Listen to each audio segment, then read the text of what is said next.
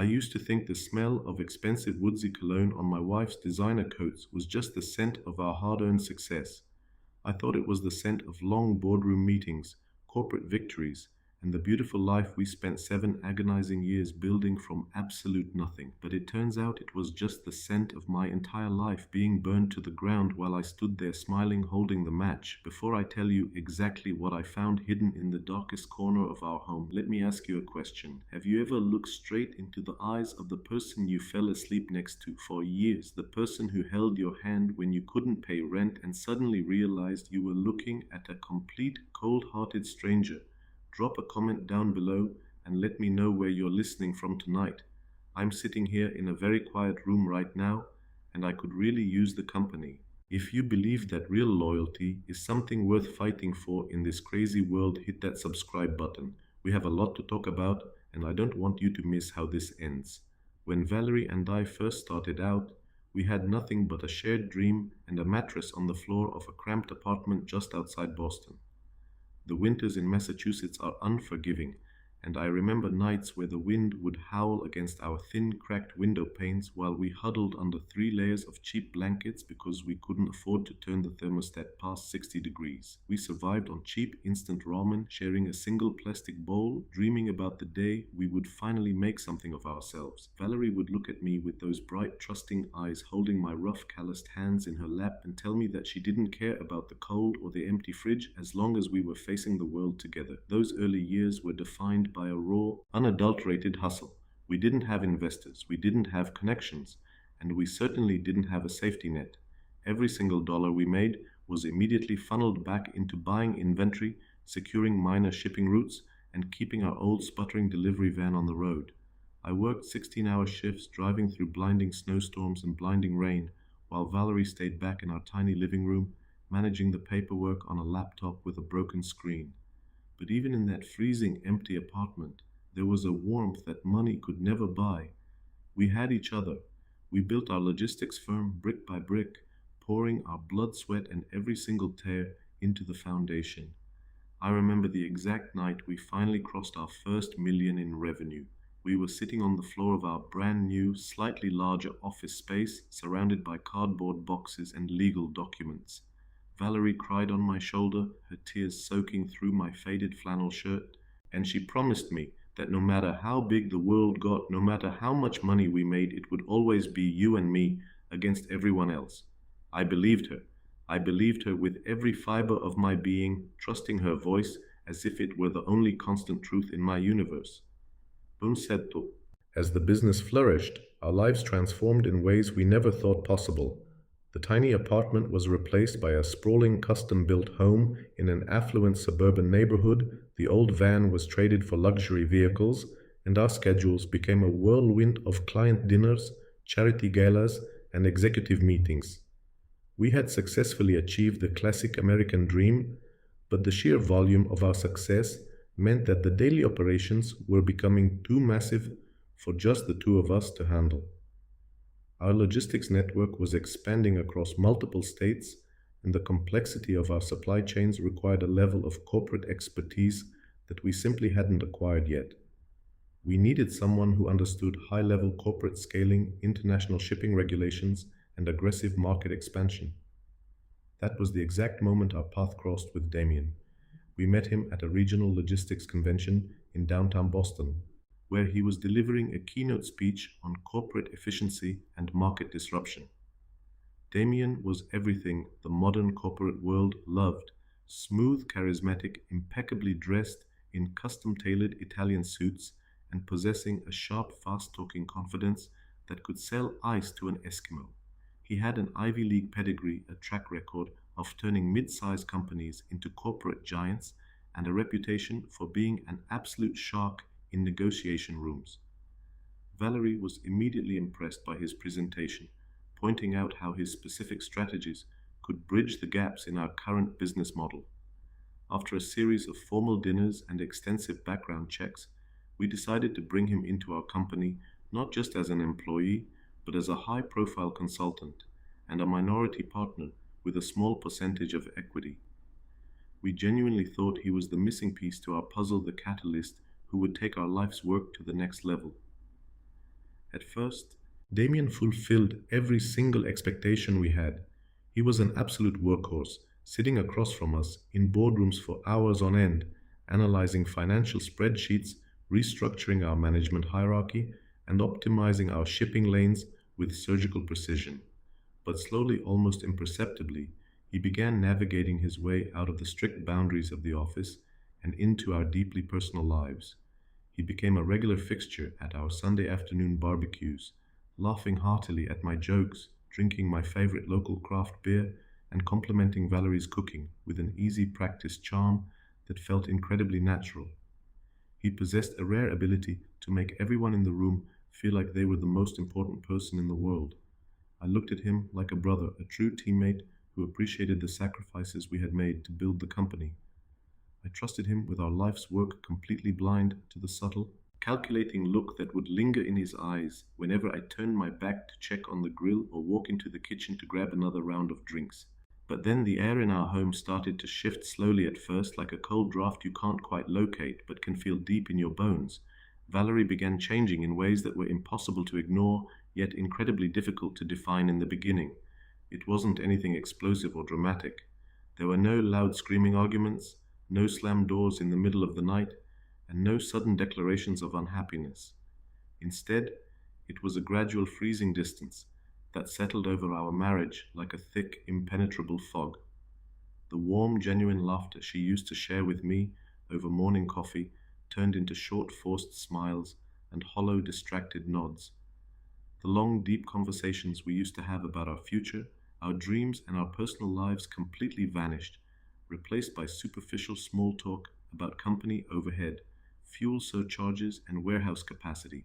Her phone, which used to sit carelessly on the kitchen counter, the dining table, or the living room coffee table for anyone to see, was suddenly always face down, protected by a brand new alphanumeric password that I had never been told. Whenever she received a text message, she would instinctively tilt the screen away from my line of sight, her thumbs flying across the keyboard with an urgency that felt entirely foreign. If I gently asked who was messaging her so late in the evening, her voice would instantly take on a defensive, irritated edge. She would snap at me, rolling eyes, and claiming that I was being suffocating, that she was just completely exhausted from managing the new international accounts with Damien, and that the pressure of the business was driving her crazy. She began spending hours in front of the master bathroom mirror, carefully applying makeup and picking out revealing designer outfits for routine office days that used to require nothing more than a simple blouse and slacks. I noticed that she started wearing a new, incredibly expensive line of French perfume, a heavy floral scent that she had never expressed interest in before. Then came the sudden influx of emergency weekend conferences. It seemed like every single Friday afternoon, without fail, a new operational crisis would suddenly arise in our secondary hubs.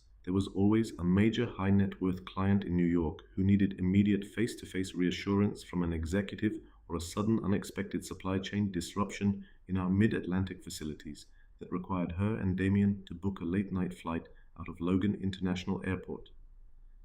I remember one specific rainy Friday evening when she was frantically packing a leather carry-on bag in our bedroom. I stood by the doorway, offering to come along with her to help manage the crisis so she wouldn't have to face it alone. She stopped packing for a split second, her back stiffening completely before she turned around with a forced patronizing smile. She told me that someone needed to stay behind to oversee the Boston headquarters, and that my presence would only complicate the delicate negotiations Damien had already set up. She kissed my cheek, a cold, fleeting brush of her lips, and walked out the front door into Damien's waiting town car. I stood at the window watching the red taillights disappear down our long paved driveway, feeling a profound hollow ache in the center of my chest. I hated myself for even feeling a single twinge of suspicion. I felt disgusted by my own mind for harboring doubts about the woman who had shared a mattress on a freezing floor with me. I told myself over and over again that I was being completely paranoid, that I was letting the stress of running a multi-million-dollar corporation distort my reality, and that I was manifesting ghosts out of sheer exhaustion. Valerie was my rock, my anchor, the woman who had stayed completely devoted to me when my bank account was completely empty, and my future was nothing but an uncertain gamble. She wouldn't do that to me. She couldn't possibly destroy the sacred bond we had built over a decade of shared sacrifice. Until 3 months ago. It was a quiet Tuesday evening long after the rest of our corporate staff secretaries and mid level managers had gone home for the night. The sprawling office building was dark and eerily still, save for the low, monotonous humming of the fluorescent lights illuminating the empty hallways. I had stayed behind to finish reviewing some quarterly safety reports, but our head accountant had caught me on my way out, desperately requesting a missing misfiled tax document that was absolutely critical for the upcoming state audit the following morning. I remembered that Damien had been reviewing some historical tax structures the previous week, and I thought the document might have been left on his desk or tucked inside the temporary office space we had set up for him at our corporate headquarters. Damien was currently out of town on another one of his extensive business trips, and Valerie was supposedly spending the entire evening enjoying a relaxing, much needed spa day with her childhood best friend Heidi, trying to recover from her hectic, exhausting work schedule. I walked down the dim hallway, unlocked Damien's heavy oak office door, and stepped inside. The room smelled strongly of his presence, a distinct heavy blend of expensive leather, rich mahogany furniture, and a sharp woodsy cologne that always seemed to linger in the air long after he left. I walked over to the corner of the room where a heavy four-drawer steel filing cabinet stood. I began flipping through the neatly labeled tabs, searching for the specific tax folder. As my hand reached into the very back of the bottom drawer, my fingers brushed against something unusual, something that absolutely did not belong in a corporate filing system. It was a small, high-end velvet pouch hidden deep behind a thick, dusty stack of old international shipping folders that hadn't been opened in years. My curiosity was immediately piqued by the unexpected weight and texture of the object. I pulled the velvet pouch out of the drawer, stepping under the desk lamp to inspect it. With a strange tightening sensation forming in the pit of my stomach, I loosened the silk drawstring and tipped the contents onto the polished mahogany surface.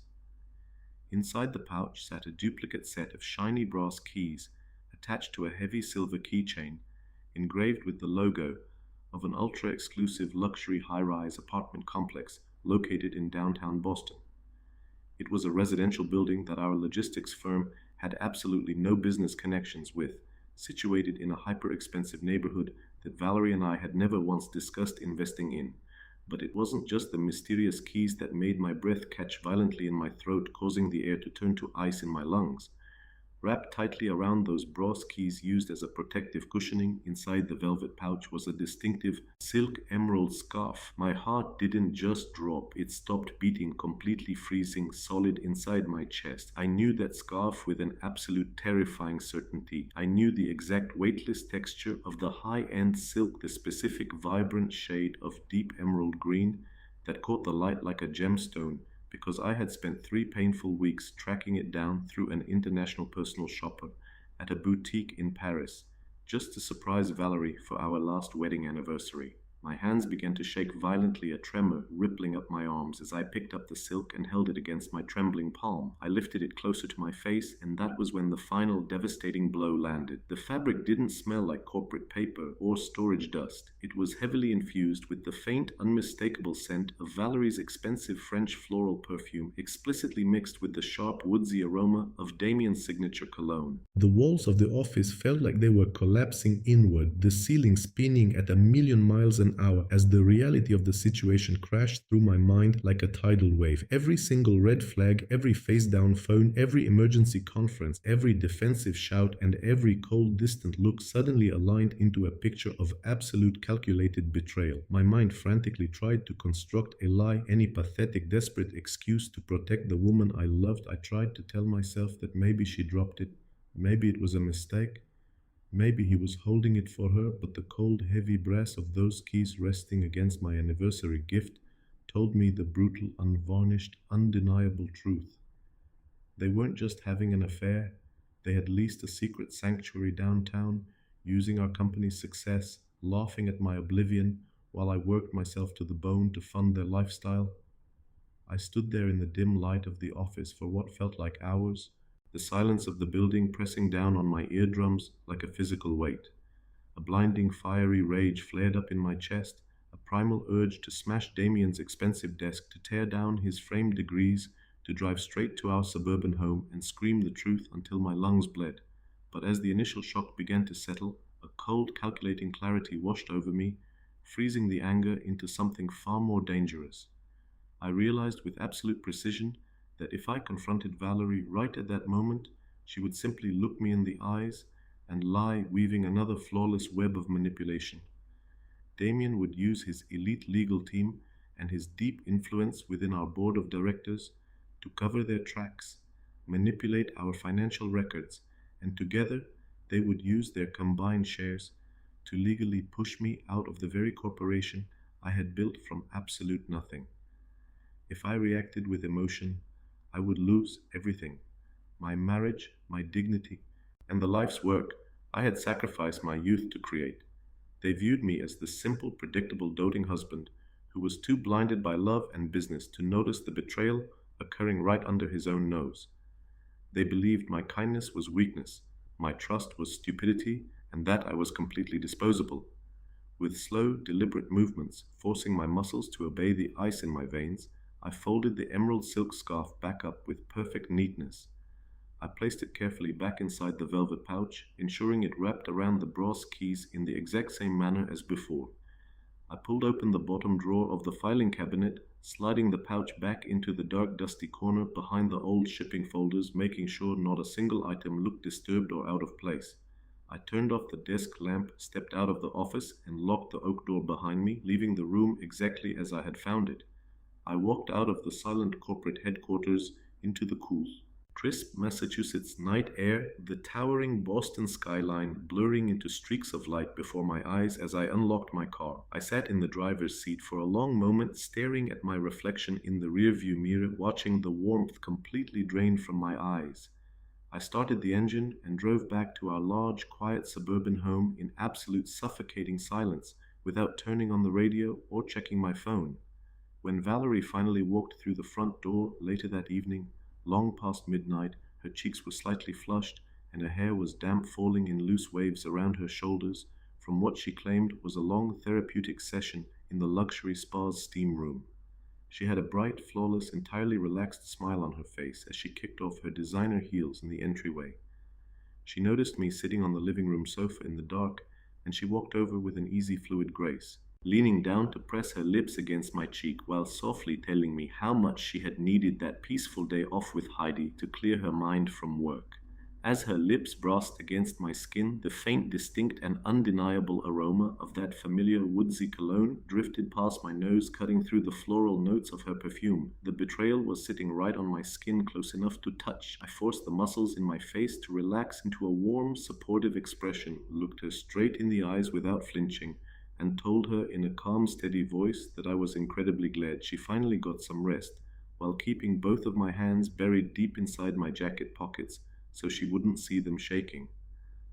The heavy fabric of my jacket pockets felt like coarse sandpaper against my clenched fists as I maintained that artificial supportive smile. I stood frozen in the dim hallway of our suburban home, watching Valerie gracefully kick off her designer heels and ascend the stairs. Her light, carefree laughter echoed down the hallway like a cruel, rhythmic joke, leaving me alone with the suffocating scent of that woodsy cologne lingering in the air. That night I did not sleep for a single second. I lay perfectly still on my side of our plush king-sized bed, my body rigid, listening to the steady, peaceful sound of her breathing just inches away from me.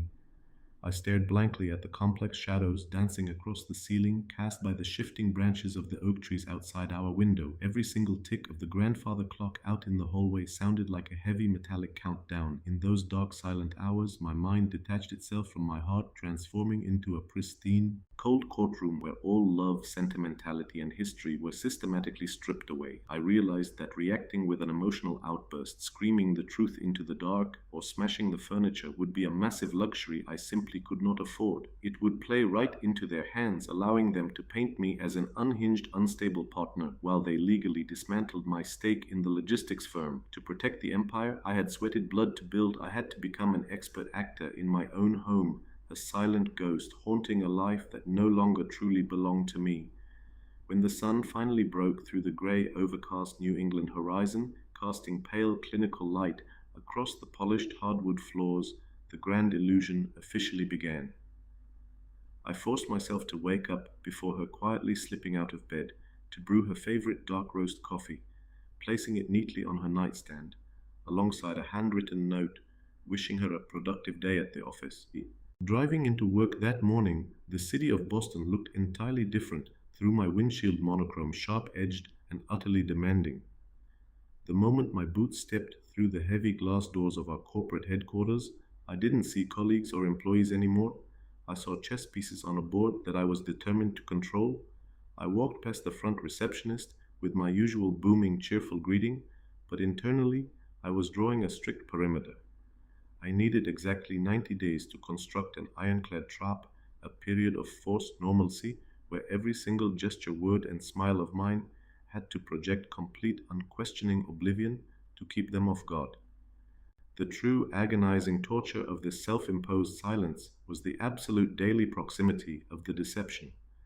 Hours upon hours were spent sitting in cramped glass walled conference rooms directly across from Damien, reviewing state to state freight margins, lease agreements, and warehouse expansion budgets.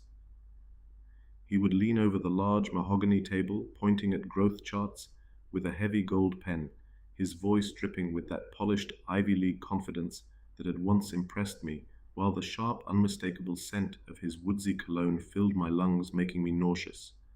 I would nod along, offer constructive strategic feedback, and even clap him warmly on the shoulder after a successful presentation to a client, all while visualizing the velvet pouch hidden away in his bottom desk drawer.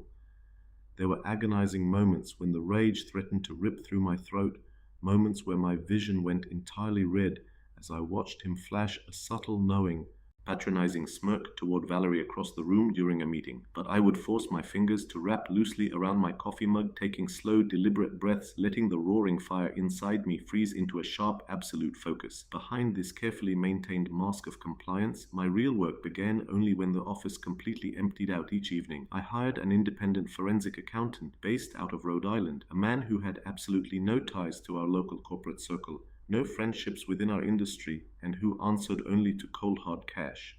We spent late, exhausting nights communicating through encrypted channels, digging deep into the digital arteries and financial ledger lines of the company. It did not take long for the true depth of the rot to surface. Damien hadn't just stolen my wife, he was actively bleeding our life's work dry from the inside out, treating our corporate funds as his personal piggy bank. He had meticulously created a complex network of dummy shell companies under the guise of third-party regional consultants, slowly and systematically funneling hundreds of thousands of dollars out of our primary operating accounts. The luxury high-rise apartment downtown wasn't just their romantic hideaway, it was being funded entirely by corporate write-offs disguised as essential executive lodging expenses. Every single candlelit dinner they shared, every expensive bottle of wine they uncorked, and every weekend flight they took to New York was a line item on our balance sheet that I was unknowingly signing off on as CEO. As the weeks slowly bled into the second month, the intense psychological toll of playing the oblivious fool began to heavily erode my sleep and physical health. Valerie noticed my noticeable weight loss and the dark circles under my eyes, commenting over dinner one evening that the stress of the impending multi-million-dollar corporate merger was clearly getting to me. She reached across the dining table, her hand cool, smooth, and manicured against mine, softly telling me to just trust Damien's brilliant vision that he was going to make us richer than we had ever dreamed possible. Looking down at her fingers, resting deceitfully on my skin, I felt a profound, chilling sense of total detachment. This was the exact same woman who used to share a single plastic bowl of instant ramen with me in a freezing room where we could see our own breath. Now she was completely intoxicated by the glitz veneer and superficial status that Damien represented, entirely unaware that she was nothing more than an accessory in his grand financial game. I leaned into her touch, forced a tired, convincing smile, and told her she was absolutely right, that I honestly didn't know what our business would do without a man like Damien. The execution of my strategy required a deliberate, calculated escalation of their false sense of security. I began intentionally creating perfect opportunities for them to be together, arriving at the office late under the pretense of early morning meetings with regional suppliers or scheduling dummy site visits to our Western fulfillment facilities that kept me on the highway for days at a time. Every single time I checked our home security cameras from a distant, lonely hotel room, seeing the garage door open late at night and watching Damien's sleek sports car pull confidently into my driveway, a piece of my old identity withered away and turned to ash. But I did not break. I documented every single arrival and departure, compiling time-stamped surveillance footage, detailed financial spreadsheets of the embezzled funds, hotel reservation receipts, and bank statements into a master file, storing it securely on an encrypted cloud server that only my primary attorney could access. I was building a digital cage bar by bar, ensuring that when the door finally slammed shut, there would be absolutely no legal loophole, no sympathetic board member, and no public excuse left for them to lean on. By the arrival of the third month, the upcoming merger milestone provided the absolute perfect catalyst for my planned endgame. The corporate board of directors was ecstatic about the projected revenue numbers, and Damien was walking around the office corridors like an untouchable, arrogant deity, already anticipating the massive financial payout and overwhelming influence that would come with the finalized contracts. He condescendingly suggested a small casual staff luncheon in the break room to mark the achievement, but I smoothly stepped in with an alternative proposal that caught both him and Valerie completely off guard. I announced during an executive board meeting that a milestone of this historic magnitude deserved something truly monumental. A lavish black tie anniversary gala hosted at the most historic, prestigious Grand Hotel ballroom downtown, inviting the city's highest elite, our top stakeholders, major prospective investors, and our closest family members. I stated with fake emotion that it was time to publicly celebrate the incredible tight-knit partnership that had brought us to the very pinnacle of the logistics industry. Valerie's eyes had lit up instantly at the glamorous prospect of a high society event, and Damien immediately agreed, patronizingly slapping my back in front of the board and loudly praising my newfound appreciation for corporate public relations and luxury networking. They genuinely believed that this gala was going to be their grand public coronation, the night where they would solidify their status as the true brilliant power couple running the empire, leaving me behind in the shadows as a simple, hard-working relic of the company's humble beginnings.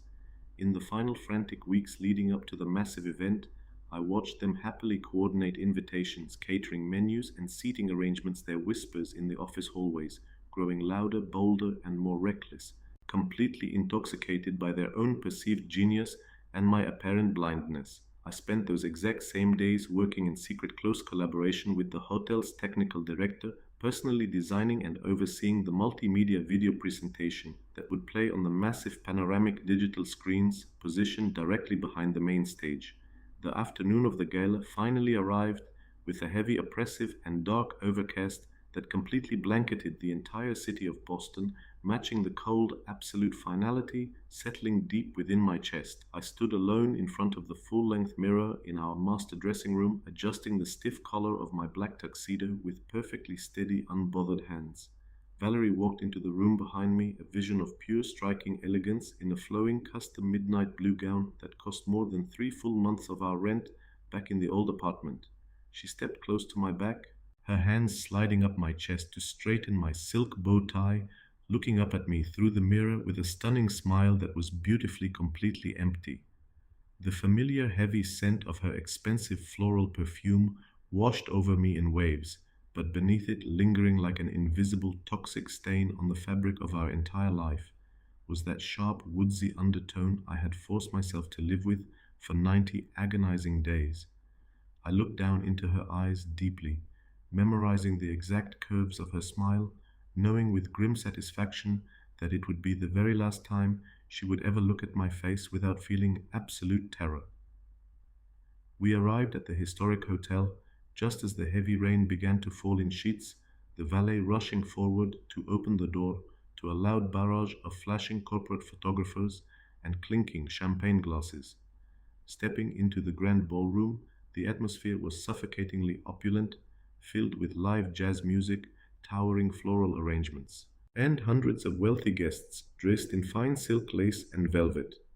Damien was already positioned near the center of the room, beneath the crystal chandeliers, holding a glass of expensive champagne, surrounded by a group of high net worth investors, laughing loudly with that booming, effortless confidence that had defined his career. The absolute moment his eyes locked onto Valerie's stunning gown, walking through the entrance, he smoothly glided across the polished floor toward us, flashing a brilliant smile and raising his glass to toast what he called our collective limitless future. I smiled back warmly, raised my own glass of sparkling water against their alcoholic drinks, and watched the technical team up in the high control booth finish adjusting the main projector feed, the massive digital screens glowing a blank, expectant, and blinding white directly above the gathered crowd.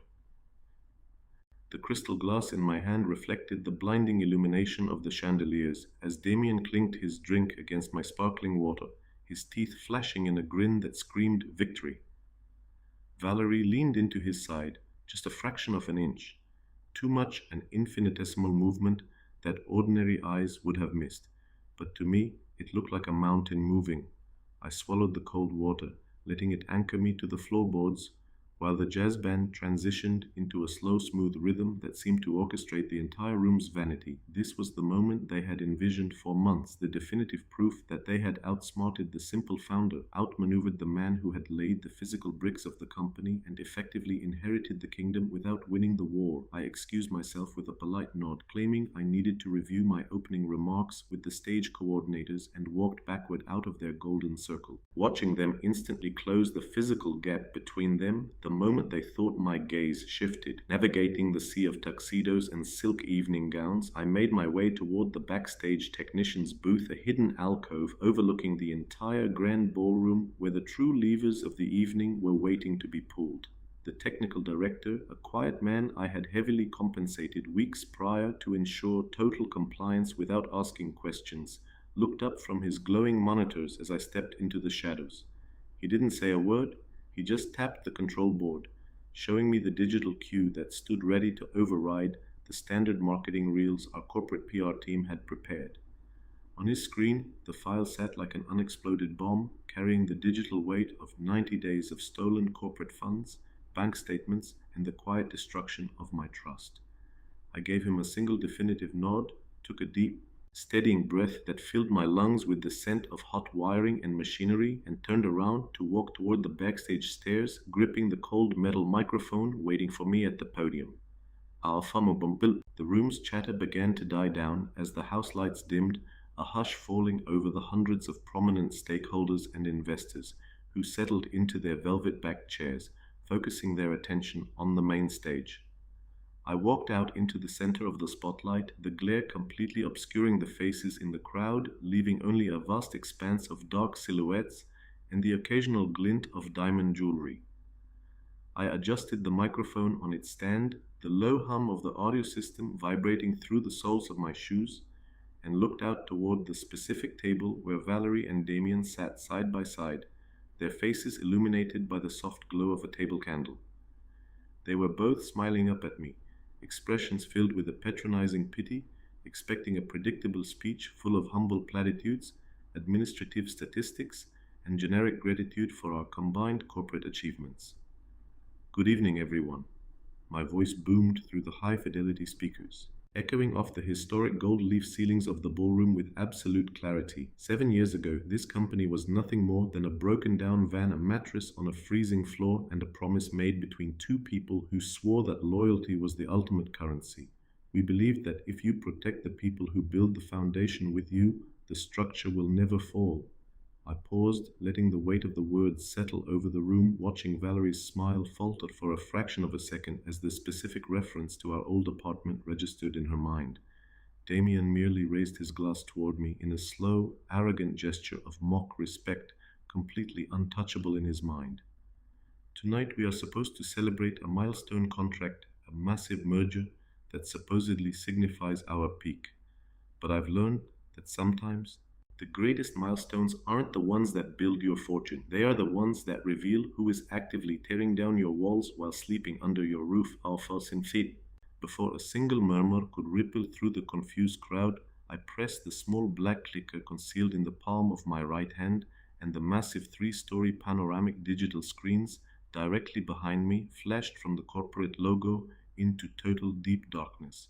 A second later, giant clinical white letters materialized against the black void cutting through the opulent atmosphere of the ballroom like an axe. Today is the day my marriage died. A collective sharp intake of breath rattled through the ballroom, the gentle clinking of silverware and crystal instantly vanishing into a terrifying, suffocating silence. Valerie's face drained of color in a matter of seconds, her lips parting as she gripped the edge of the linen tablecloth so hard her knuckles turned white.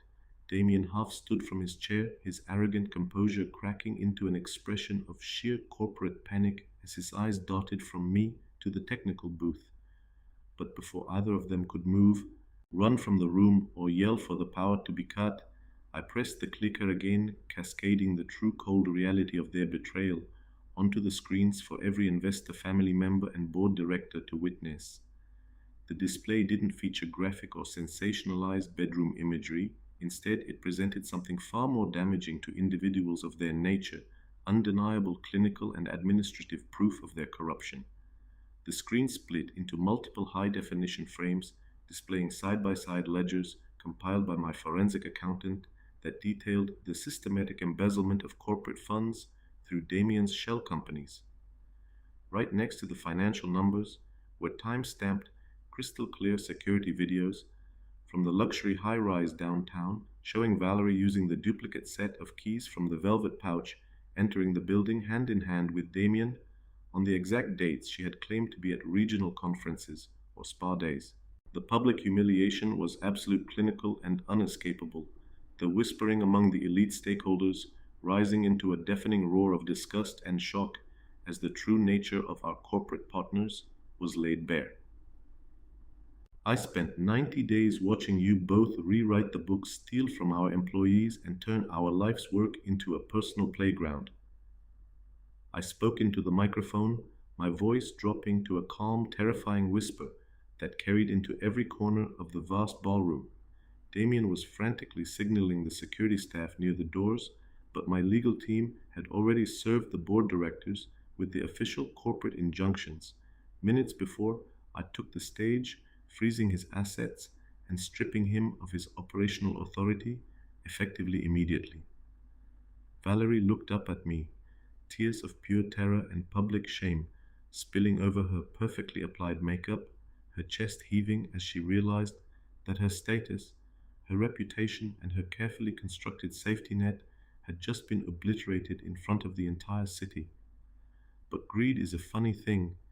I continued, turning my gaze fully onto Damien, who was now sweating through his custom Italian tuxedo, his smooth veneer completely shattered. When you build a life based entirely on deception, you forget that a thief never stops stealing, they just find new targets. You thought you were the mastermind of this game, Damien. You thought you were manipulating my wife to get her corporate shares while leaving me with the scraps. I let out a low, cold laugh that sent a shiver through the room, pressing the clicker one final time as the technical director initiated the hidden archive I had uncovered during the final week of my investigation. But you forgot that birds of a feather always trap themselves. The panoramic screens transformed into a completely new sequence of data, displaying a series of recent encrypted text messages and highly intimate photographs retrieved from a secondary cloud drive. The room erupted into absolute feral chaos as the text bubbles filled the screens, revealing that Damien hadn't just been deceiving me, he had been actively deceiving Valerie for the past 2 months. The messages showed an explicit calculating romance between Damien and Heidi, Valerie's childhood best friend, the very bridesmaid who had stood at our wedding, and the woman Valerie supposedly spent her spa days with.